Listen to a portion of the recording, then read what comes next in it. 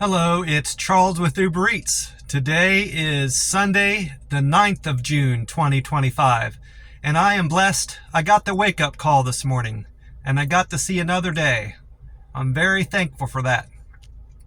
Right now, it's almost 6. It's 5:59 in the morning, Monday morning, and according to Google, sunrise time today is at 6:40, so we've got about 20 minutes or so before the sun starts coming up and we can get some daylight, and I'll start my Uber Eats deliveries after 6:40 today. I don't like driving in the dark. I have a hard time seeing the roads, and I end up screwing up, not finding the house as quick as I could. So it's best for me to deliver when the sun is entirely up, and I just have a better time with the Uber Eats app.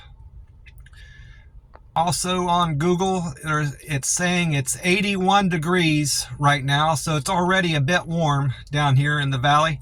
And we can expect sunny skies all day today and tomorrow. And a high temperature today of 99 degrees. And on Thursday, I thought it said Thursday, but Wednesday, they're calling for thunderstorms down here. And then overcast skies on Thursday, and then sunny again Friday, Saturday, and Sunday, going into the weekend. So overall, good weather down here. And I'm not going to complain about the rain and thunderstorms. We need a lot of rain down here. We're in a drought. And I don't know if this is still the case, but about a month ago, probably longer now, it was about 6 weeks ago when that heavy rain came through the valley, and we got some flooding. Even with that rain, we were still only into January or early February rain totals for the valley. So we're deep into a drought at this point. So it's going to take a lot of rain the rest of this year just to make up for our deficit, which I don't expect to. I expect we're going to be in a drought the remainder of 2025, as far as behind as we are down here. I did a weigh-in this morning, and thankfully, I'm out of that stall, which my calling that a stall might have been a little presumptuous and preemptive. It was just a one-day thing, and I expressed concern about my not being a few pounds lighter Saturday morning. Well, if it was a stall, I've certainly broken that stall. This morning, I'm at 142.8, which I'm thrilled about, because it means I've only got to lose another 3 pounds before June 30th. So I'll certainly do that. Yesterday, which was Sunday morning, I weighed in at 145.4. And of course, Saturday morning, I was at 150 point something. So I've already lost around 8 pounds, 7.8 pounds just from Saturday morning, 2 days earlier. So I'll have no trouble losing 3 pounds. I'll lose a good bit more, I'm assuming, by the end of June, since I'm going to adhere and get back to my eating one meal on Monday, Wednesday, Friday, and doing a 72-hour fast over the weekend and 48s through the week, rolling 48 and 72s all the month of June. I'll get back on my eating plan, my fasting, and I'll just feel a good bit better. I had a great night's sleep last night, and in general, I've had a great night's sleep the last week, and I attribute that to getting back on track with my fasting. I was sleeping very poorly the last week of May. And it wasn't on account of any noise I was hearing at the house I'm staying at. I attribute that all into my bad diet and bad choices I was making with food.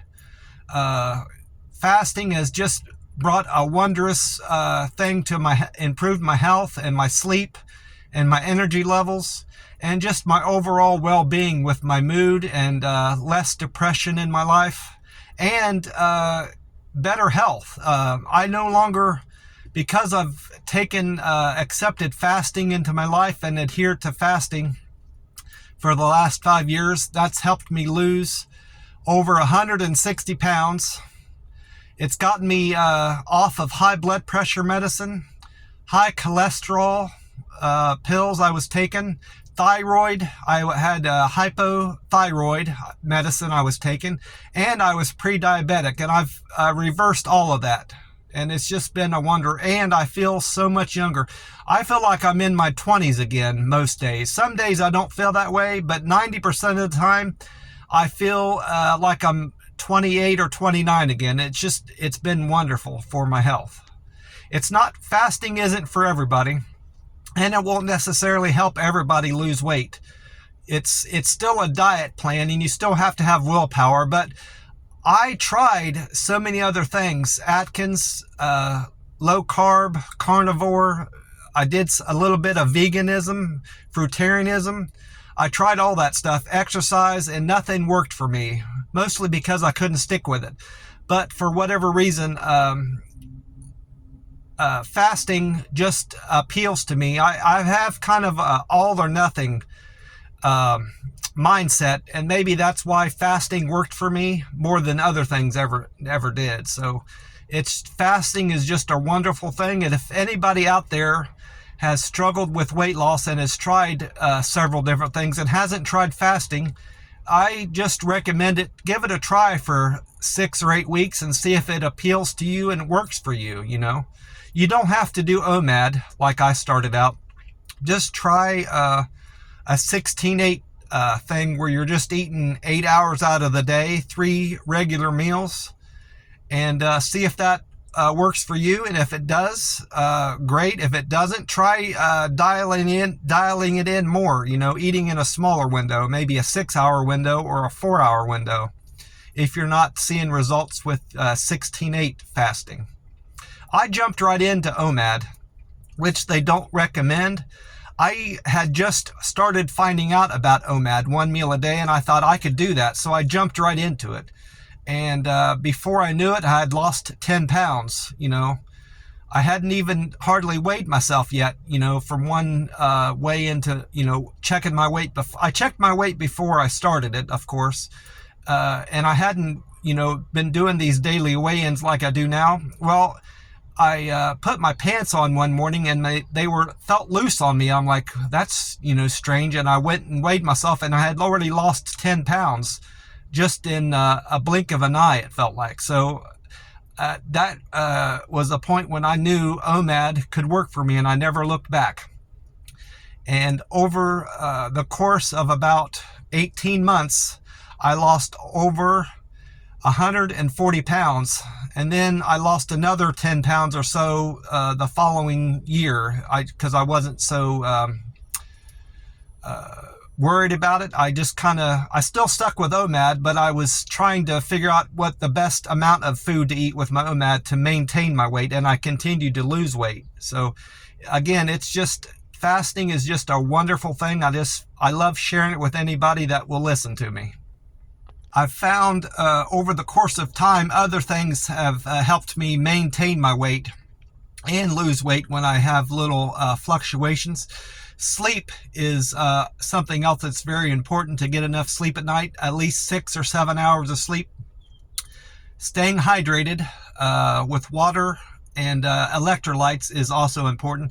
And once you get lean enough, it's also important to track your macros. How many carbs you're taking in with every meal, your vegetables, fiber. Those aren't macros. Fiber and vegetables aren't necessarily macros. Fat, how much fat you've got in your diet is another macro. And protein is very important. That's the third macro that you need to start tracking once you're lean. That's important to track those 3 things within your diet and your OMAD or whatever fasting regimen you're taking on to help maintain your weight. That's what impact it has on me.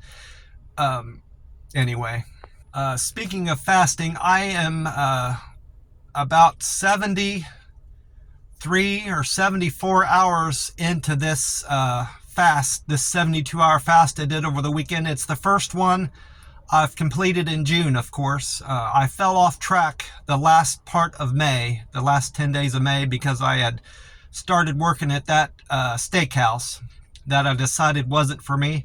That brings up another point, why that steakhouse wasn't going to work out for me personally. I wasn't a good fit for that steakhouse, so I just felt like I was in the way. It was so crowded back there in that kitchen, and I'd like to have some wide open space to move around. They had so many people working back there, I couldn't hardly move to get back to the cooler to get more chicken out for the grill, onion rings, fries, and stuff like that. I just had to keep waiting on people to get out of the road, and I was in the road. So that's one reason I wasn't a good fit for that place. And it wasn't a good fit for me.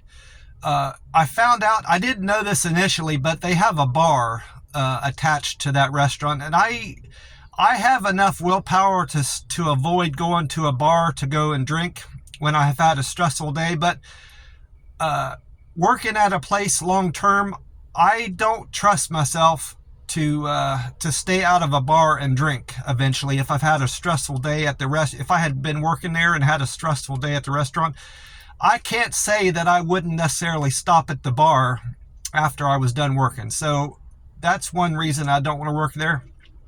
And third reason I didn't want to continue working there is because of the food options that they have there, and I would be tempted to get free food there. They offered me a hamburger and fries, and I obliged to enjoy a hamburger and fries there, and they don't have any vegetables, vegetable meals that you can enjoy there, just a salad.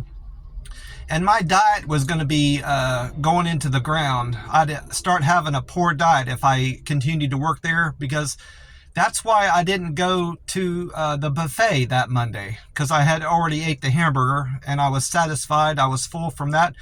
And I ended up not enjoying a delicious meal at the buffet with proper protein, vegetables, and everything that I love at the buffet. So I missed out on going to the buffet, which is probably why I fell off track with my weight. And, in terms of that, screwed up my weight and my fasting plans for June. Because the day before, on Sunday, I ate at Whataburger.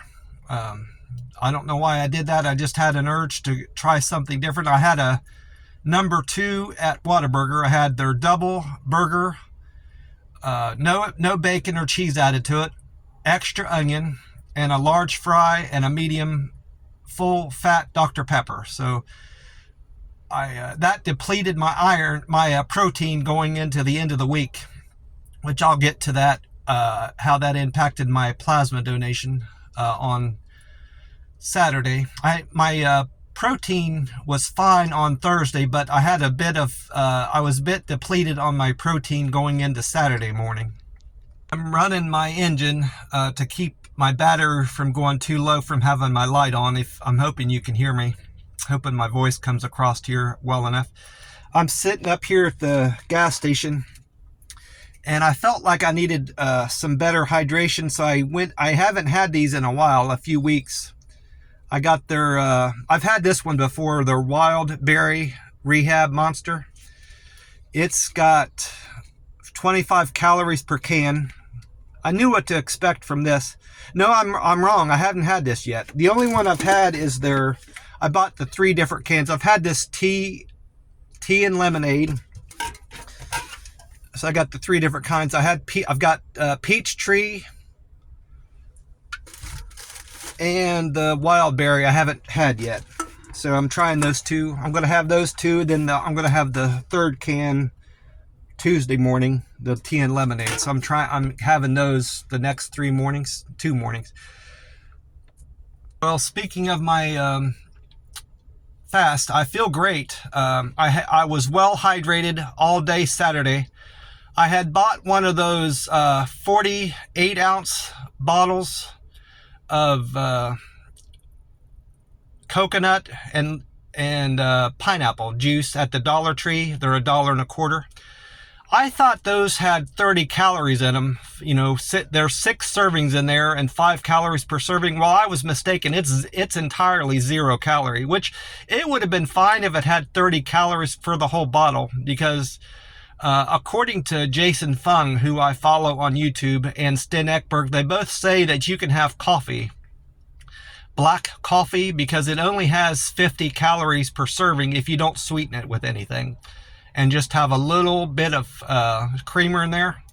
That still accounts for a fat. That still is allowed in a fast. Well, that juice bottle, I nursed that over the course of 2 or 3 days, so that's less calories than coffee, so I can certainly have that. Well, this is 0 calories. I might have been thinking of the low sugar cranberry drink that I have that has 30 calories per bottle, which I'm still allowed to have that over the weekend.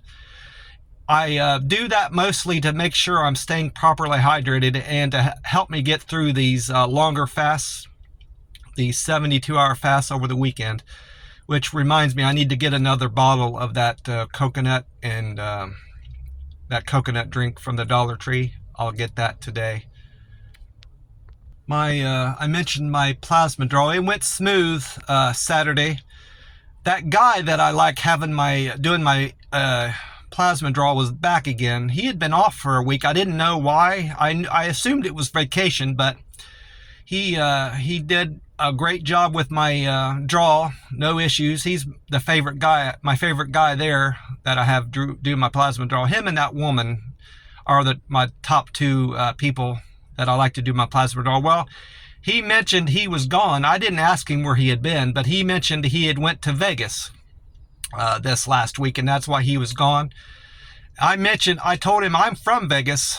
At least I had lived there a year, and I said, if you ever plan on moving there, just expect it to be very hot over the summertime. He said, I figured that much. I said, well, most people know it's hot in Vegas, but I mean to tell you, it's hot, like Phoenix hot, I told him.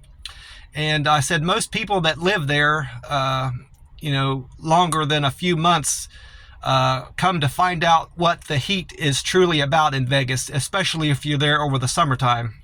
And I said, most people don't go out over the middle of the day. They just stay inside, or they find some shade somewhere. They don't work outdoors. Even the people that are used to the heat that live out there, you'll see them just waiting out the heat in some shade somewhere, and then they pick up working again. If they're cutting yards or working out, trimming the palm trees out there, they'll get back to doing that after the afternoon sun has passed. 3 or 4 in the afternoon, they'll start back up working again for a few hours, as long as they can, going into sunset.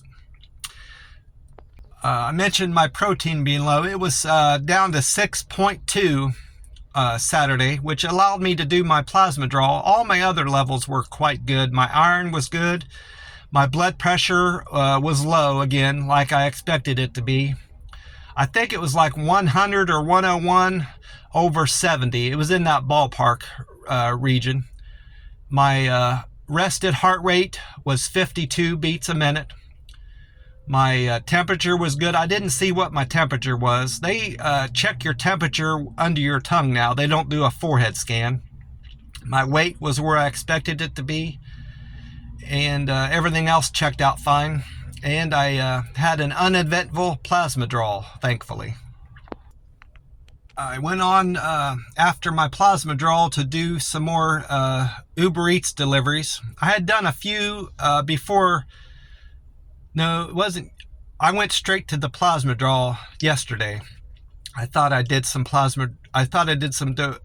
Uber Eats deliveries before that, but I went straight to the plasma center. Then I did the rest of my Uber Eats deliveries after that. And I had a couple great ones yesterday. I had one good delivery Saturday. Saturday I did a $18.45 delivery from Palenque Grill. That was my best one Saturday.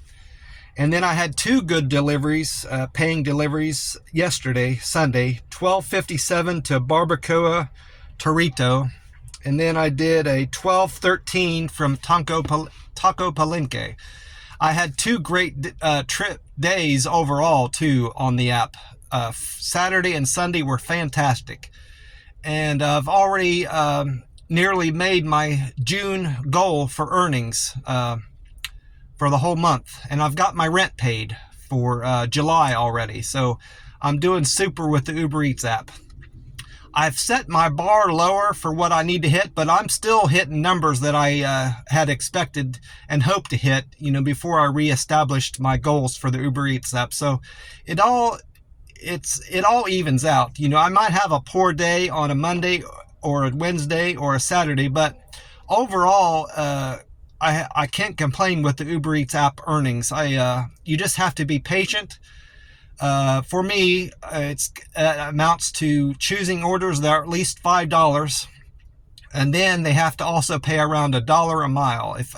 That means I have to skip a few orders, a lot of orders, and just be patient and wait on those good ones to come through. One thing that was a little unusual about yesterday, I have this happen once or twice a week, maybe a little bit more, but just yesterday alone, I had 3 customers that were supposed to be drop-off orders. And what that usually means is I make sure I'm following their delivery instructions, either setting it on a table by their door or making sure I'm not putting it in front of their screen door where they knock their food over or drink over when they open the door. I know to do that without the masking, but a lot of people, a lot of drivers don't pay attention to how the door opens, and they end up setting the food outside the door so the customer will have to knock it over when they open the door. Well, I know not to do that. But I had 3 customers that were supposed to be drop-off orders. They put it in their delivery instructions to hand it to them at the door. So I always text the customer and ask them which they prefer. And I explained to them that the app is telling me to do 2 different things, drop it off and hand it to you. And I'm like, which do you prefer? None of them ended up texting me back to let me know what they prefer.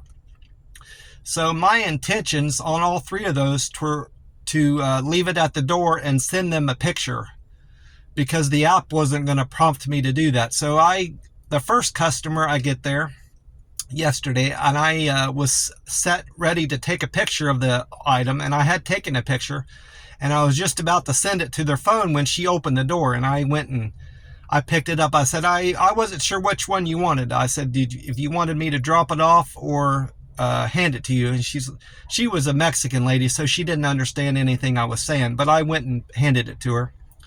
And then the other 2, I sent the pictures to their phone, and I mostly do that for the app and whoever is administrating the app on their end, so they know that I have proof on my phone that I dropped it off. I've experienced a few fraudsters, customers trying to defraud me and the app, claiming that I didn't drop the food off at their door, acting like I had taken the food. And that's when I got into the habit of where customers are asking me to leave it at their step when it's supposed to be a drop off, a pickup, from the customer. I had one lady out there in Vegas claim I didn't drop off her Taco Bell, and I had. So I still got paid for the delivery, but Uber Eats sent me a message that I didn't drop off their food. So I don't know how that impacted my reputation with the app and whoever's running the app, but from then on, I had sent a picture to the customer so they know I have proof that I dropped it off at their door, and I had never had that problem since. So that's been a habit that I've established with the Uber Eats app, and it's served me well in terms of never having that certain circumstance come up again. And I think customers appreciate that communication. It's just another way for me to communicate with the customer too. I've never gotten any bad responses from sending those pictures, even though they're not prompted. I send it right to their phone, and I say, I put their name in there, their first name, the restaurant, and if I know what kind of food is in the bag, I include that. And then I say, this is Charles from Uber Eats dropping off your order at, and then I put their house number in there and their street name, all that. So it's all documented in my phone. And I keep that text message in my phone for 4 weeks until I know it's cleared my account, and I haven't had any bad responses and negative feedback from the customer or the app. And once I know all that, I delete that text message from my phone. Well, after I was done with my donation and food delivery, it was a fasting day, so I didn't eat yesterday, and I felt good all day. My energy levels were fine. I had stayed properly hydrated, which that helped. I normally am feeling a bit fatigued going into the second day of a 72-hour fast, but I felt great all day yesterday. I slept great last night, and I feel great today already. And if I'm being honest, I feel as if I could skip eating today and potentially push a 96-hour fast. I'm not going to do that. I'm going to break my fast today around 11 or 12 just because I want to make sure I'm keeping my protein up. But if I ever am trending heavy again like I was going into the end of May, I was up to 155 point something. If that ever happens again and it corresponds with a time that I can do it, that won't disrupt my protein intake, I may push a 96-hour fast again just to see if I can do it, because I could certainly do it this weekend. I'm not going to, but that's something that's crossed my mind. I don't want to screw up my protein levels in my blood, is the only thing that's preventing me from truly considering doing that. But I mentioned I slept great last night. I hadn't fallen asleep yet last night. It was after 10, closer to 10:30, when my new roommate had gotten back. He was back in the house from wherever he was. He was gone all day yesterday, I'm assuming. I wasn't back to the house until after 3 or 4 yesterday, and he wasn't there yet. I don't know that he has a car. I don't think he has a car, so it seems like he relies on his mother to get him where he needs to go. Because he was back with his mom last night. They were talking out in the hallway a good bit outside my door, outside his bedroom door, and by the bathroom about stuff. And then they went into the kitchen a while, fooling around, making noise. And I haven't laid eyes on either of them yet. I've only heard their voice. And I assumed that they were Hispanic because 90% of the people down here are Hispanic. They're not white or any other persuasion. But now that I've heard them talking outside my bedroom door, I believe they might be Muslim, because they had said halal a few times. And that's a Muslim thing about food that you're allowed to eat if you're Muslim. So they may be Muslim. That's my impression of them now at this point. The only thing I know about halal is it's about the type of food that Muslims are allowed to eat. Food has to be prepared in a certain way, and it can't be bacon. You're not allowed to eat bacon. I know this. I knew that about bacon and Muslims. I knew Muslims weren't allowed to eat bacon for a long time, but back when I was living in Columbus, there was a halal food truck that I started going to off of Sullivan. It's called Halal of New York. It's by a gas station, and they have delicious food there. And whether it's halal or not didn't matter to me. I just loved the food, and they have a great chicken and rice and lettuce, onion, and tomato dish that was only $7, and it was a biggest plate of food and a great value too. It's another reason why I liked it. I checked their menu prices here lately, and it's went up. I think it's like $10 now for that chicken dish, and assuming that they give you the same portion sizes, $10 is still a great deal for that dish. It's because it's such great food and high quality food. I would still, if I was still living there, I would still get it just because it's so good. And I like the people there. They were always friendly to me, and they were quite busy. So that tells you another thing about the service that they provide there and the food quality. If a place is busy and it has a lot of return customers, they've got to be serving good food and good customer service. Speaking of my roommate again, he's only been there not even a week, but he's used the bathroom quite a bit. And my first impressions of this guy is he keeps a fairly good bathroom. Keeps it pretty clean. I haven't had to really clean up after him. Of course, his mother might be helping him keep the bathroom clean. I heard her in there doing some stuff, probably cleaning up after him. He had used the bathroom and had showered in there last night, and she was still there. I could hear her in the kitchen while he was in the bathroom. And then I heard her go into the bathroom after him, and I assumed she was cleaning up after him, drying the floor and probably cleaning the sink for him in the mirror. So she's kept up with her word. I'm assuming she gave to the landlord that she was going to aid in keeping the bathroom clean and keeping his bedroom clean for him, which kind of leads me to believe that this might be his first place out on his own, living on his own from moving out from his parents. I might be wrong about that, but that's the impression I have of him so far. So I'm assuming he's a fairly young guy. His voice sounds young. You know how you can kind of tell from people's voices and how they talk that they're a younger generation and young in general. So I might be wrong about that too. Once I lay eyes on him, I'll have a better interpretation of how old he is and, you know, what kind of background he has. It's funny, I hadn't thought about that place back in Columbus, that food truck, for a good while. It's got me hungry for eating another halal style dish. It probably wouldn't be the same. That's probably will be the only place I'll enjoy that type of food or have that same kind of feeling about food, that type of food. But if I ever do come across another halal restaurant, especially one that's called Halal of New York, I'll make a point to go back there and eat that type of food again to see if it's anything similar to that food truck.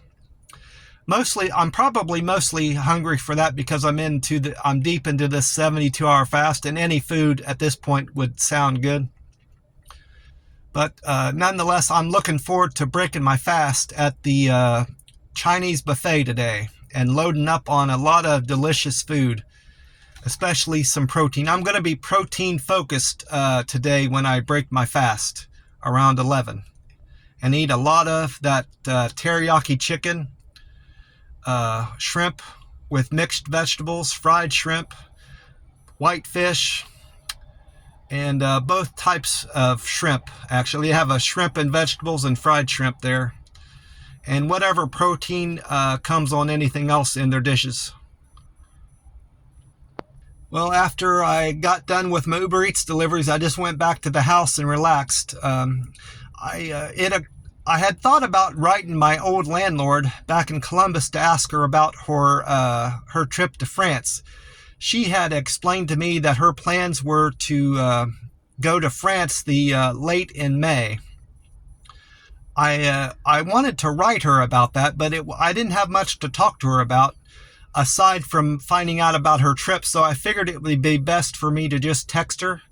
Well, I texted her early, about the middle of last week, and she finally texted me back Saturday and explained to me that she hadn't been to France yet, that she had planned on going now sometime in July. She had gotten busy with something with her tenants, and just, you know, her life in general had caught up with her, and it made her postpone her trip to go to France. So she's still got plans to go there sometime in July now. So I'll have to make a note to ask her in August how her trip to France went. Hopefully she had went by then.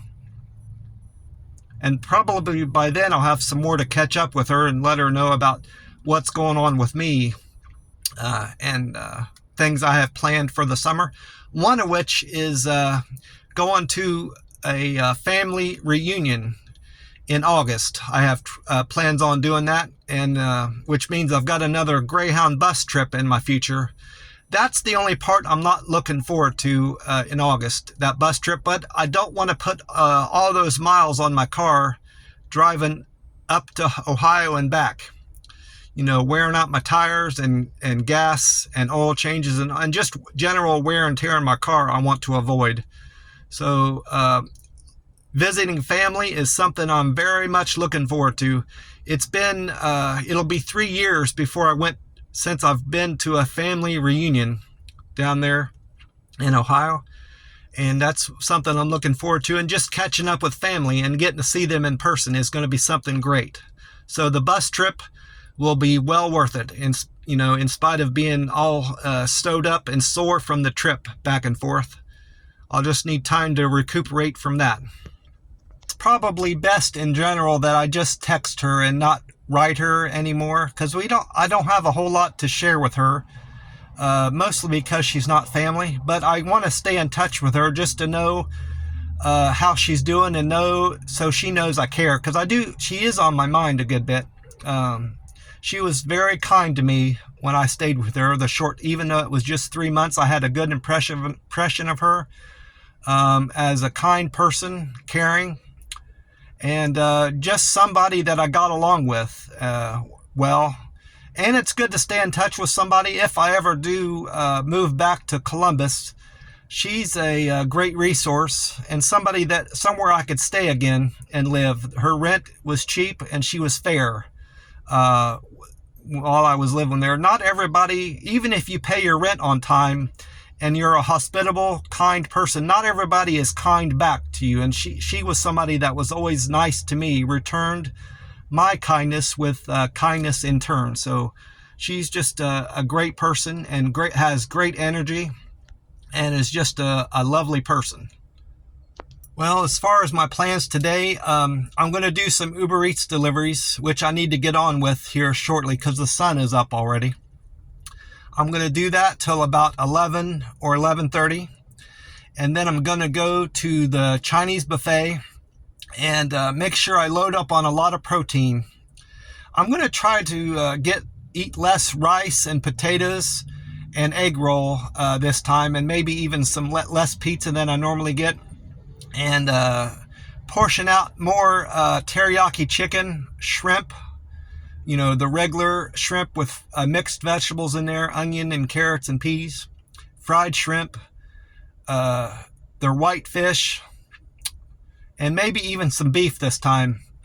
I usually get a little bit of beef just by accident from scooping out their broccoli. If their pan of chicken and broccoli doesn't have enough broccoli in it, I always have to go to that other pan to get some broccoli out.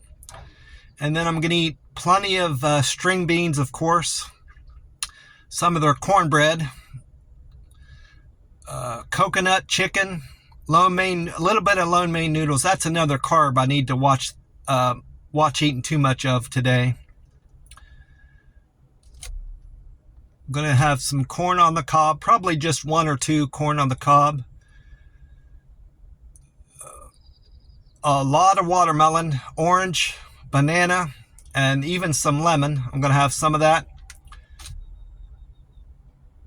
Some of their crab rangoon, which I think I've called that crab rangoon in the past, but it doesn't have any crab in it. It's got cream cheese in it. So I keep wanting to call it crab rangoon because I've only seen that prepared that way with crab, but for whatever reason they put cream cheese in there. And of course I'll have some of those peanut brittle squares and a lot of ice cream. So I'm not entirely limiting my carbs. I'm just cutting it back because I'm not going to, if I have any fried rice this time today, it'll be very little. It's going to be more than half of my calories today are going to be coming from protein, is my plan anyway at this point. I don't want to fall into that same trap that I found myself with last week. It didn't entirely impact my weight, but it nearly made me so I couldn't donate any plasma on Saturday because I mentioned my protein was down to 6.2. I don't want to fall into that same routine this week. So I want to make sure I'm starting the week off high in protein And then even probably do the same thing on Wednesday when we break my fast, because I'll be donating plasma that following Thursday. And then I probably won't have to eat so much protein on Friday for my Saturday plasma draw. We'll see how that goes anyway. Well, I'm going to get on here and get on with my day and do some Uber Eats deliveries, my plasma draw, break my no plasma draw, that's tomorrow, that's not till Thursday. Break my fast around 11, and then do some more Uber Eats deliveries if I feel up to it the rest of the day. God bless you all, and I will talk to you soon. Bye for now.